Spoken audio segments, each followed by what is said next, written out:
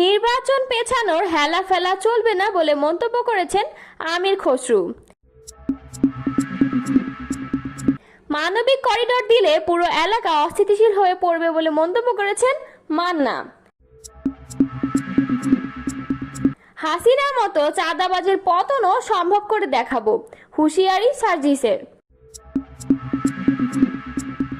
Vote গণতন্ত্র প্রতিষ্ঠার কোনো সিদ্ধান্ত নেয়নি অন্তর্বর্তী সরকার। শাহবাগীদের বিচার করতে হবে বলে মন্তব্য করেছেন হেফাজতে ইসলাম। এতক্ষণ শুনছিলেন সংবাদ শিরোনাম, এবারে বিস্তারিত।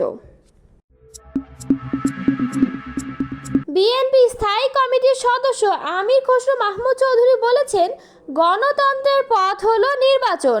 নির্বাচন পেছানোর হেলাফেলা চলবে না। নির্বাচনের রোডম্যাপ নিয়ে টালবাহানা চলবে না।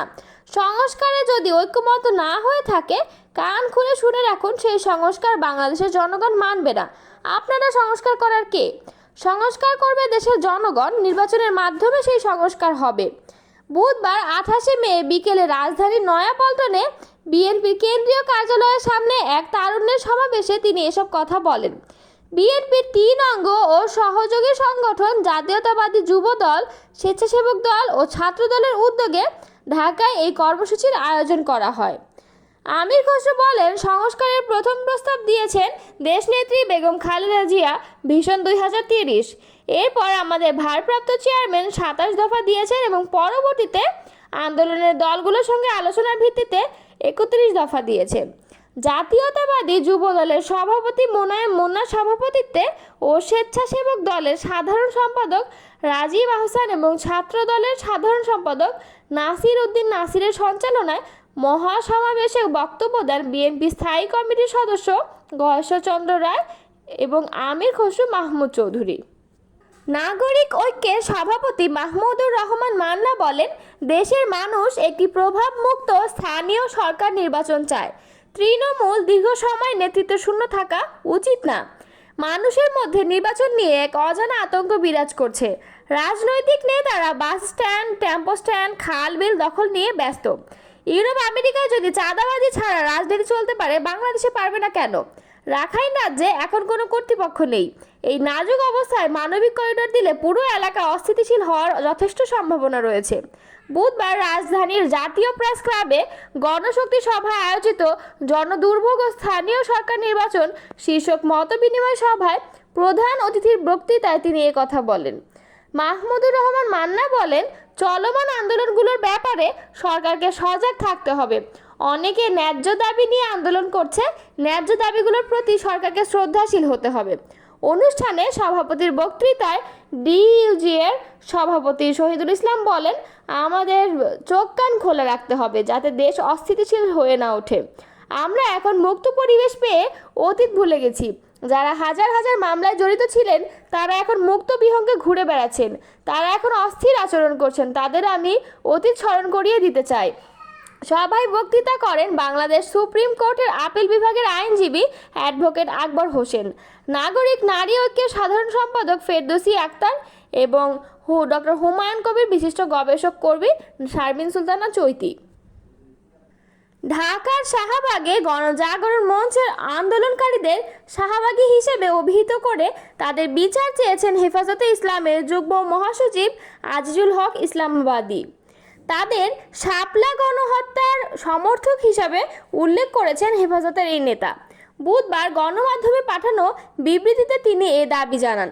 বিবৃতিতে আজিজুল হক বলেন, 2013 সালে ভারতের মদদে শাহবাগে ইসলামী বিদ্বেষী গণশত্রুরা বাংলাদেশের সার্বভৌমত্ব ও ন্যায় বিচার ধ্বংস করে ফ্যাসিবাদ কায়েমে একাট্টা হয়েছিল।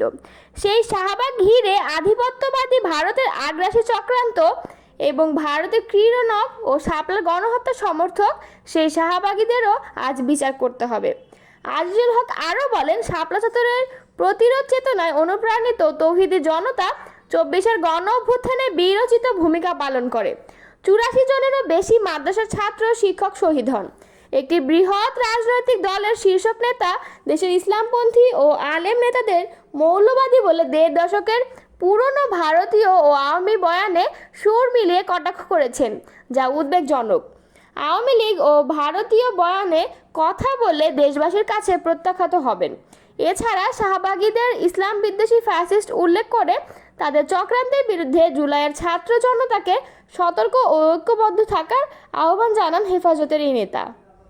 বিএনপি স্থায়ী কমিটির সদস্য ডক্টর খন্দকার মোশাররফ হোসেন বলেছেন, আমরা অন্তর্বর্তী সরকারকে সমর্থন ও সাহস দিয়ে প্রত্যাশা করেছি তারা অতি দ্রুত মানুষের ভোটের অধিকার ফিরিয়ে দেবে, কিন্তু 10 মাসেও নির্বাচনের সুনির্দিষ্ট দিনক্ষণ ঘোষণা করা হয়নি। জনগণের অধিকারের মধ্যে সবচেয়ে গুরুত্বপূর্ণ হচ্ছে ভোটের অধিকার, কিন্তু ভোট এবং গণতন্ত্র পুনঃপ্রতিষ্ঠার মতো কোনো সিদ্ধান্ত এখন পর্যন্ত নেয়নি এই সরকার। বুধবার 28 মে বিকেলে রাজধানীর নয়াপল্টনে বিএনপির কেন্দ্রীয় কার্যালয়ের সামনে দলের 3 অঙ্গ ও সহযোগী সংগঠন জাতীয়তাবাদী যুবদল, স্বেচ্ছাসেবক দল ও ছাত্র দল আয়োজিত তারুণ্যের রাজনৈতিক অধিকার প্রতিষ্ঠা সমাবেশ এসে তিনি এসব কথা বলেন। খন্দকার মোশাররফ হোসেন বলেন, বাংলাদেশের ভবিষ্যৎ যারা নির্ধারণ করবে তারাই আজকের তরুণ প্রজন্ম। আর এই বিষয়টি জানান দেওয়ার উদ্যোগ নিয়েছে বিএনপির ভারপ্রাপ্ত চেয়ারম্যান তারেক রহমান। শহীদ প্রেসিডেন্ট জিয়াউর রহমানের প্রথম ছাত্র দল যুবদলকে প্রতিষ্ঠা করেন। একইভাবে তার সুযোগ্য পুত্র তারেক রহমান তরুণ সমাজকে ঐক্যবদ্ধ করার উদ্যোগ নিয়েছেন। তিনি বলেন, দীর্ঘদিন ফ্যাসিস্ট সরকারের আমলে আমাদের কী ধরনের নির্যাতনের শিকার হতে হয়েছে আপনারা তা জানেন। মিথ্যা মামলায় খালেদা জিয়াকে কারাভোগ করতে হয়েছে, তারেক রহমানকেও বানোয়াট মামলায় সাজা দেওয়া হয়েছিল। তিনি আরও বলেন, বেগম খালেদা জিয়া ভীষণ 2023 ঘোষণা করেছেন এবং তারেক রহমান প্রথমে 27 দফার সংস্কার প্রস্তাব দিয়েছিলেন, পরবর্তীতে যা 31 দফায় রূপ নেয়। অর্থাৎ আমরা সংস্কার নিয়ে সবসময় চিন্তা করেছি, কিন্তু সব সংস্কার এক কথায় করা যাবে না। এটি একটি চলমান প্রক্রিয়া। আমরা চাই একটি অবাধ নিরপেক্ষ নির্বাচনের জন্য প্রয়োজনীয় সংস্কার অতি দ্রুত শেষ করে চলতি বছরের ডিসেম্বরের মধ্যে নির্বাচন অনুষ্ঠিত হোক। ডক্টর মোশাররফ হোসেন বলেন, বিএনপির নেতাকর্মীরা মামলার শিকার সবচেয়ে বেশি। জনগণের ভোটে বিজয়ী হয়ে আমরা আগামীতে ক্ষমতায় গেলে অবশ্যই মামলার বিষয়টি নিয়ে ভাবব। দেশে চাঁদাবাজি ও চাঁদাবাজের বিরুদ্ধে হুঁশিয়ারি করেছেন জাতীয় নাগরিক পার্টির উত্তরাঞ্চলের মুখ্য সংগঠক সার্জিস আলম। তিনি বলেছেন, যত ক্ষমতাধর হোক, যেখানে চাঁদাবাজি হবে সেখানে তাদের প্রতিহত করতে হবে। শেখ হাসিনার চেয়ে বড় চাঁদাবাজ তো আর কেউ ছিল না। দেশের সব চাঁদাবাজের পতন সম্ভব, আমরা সেটা করে দেখাবো। আজ বুধবার দুপুরে দিনাজপুরের বিরল উপজেলায় এনসিপির পথসভায় এসব কথা বলেন এনসিপি নেতা। প্রশাসনে যারা ভালো কাজ করছেন তাদের সুনাম এবং যারা মন্দ কাজ করছেন তাদের নিন্দা সহ সোশ্যাল মিডিয়ায় ছবি ছড়িয়ে দেওয়ার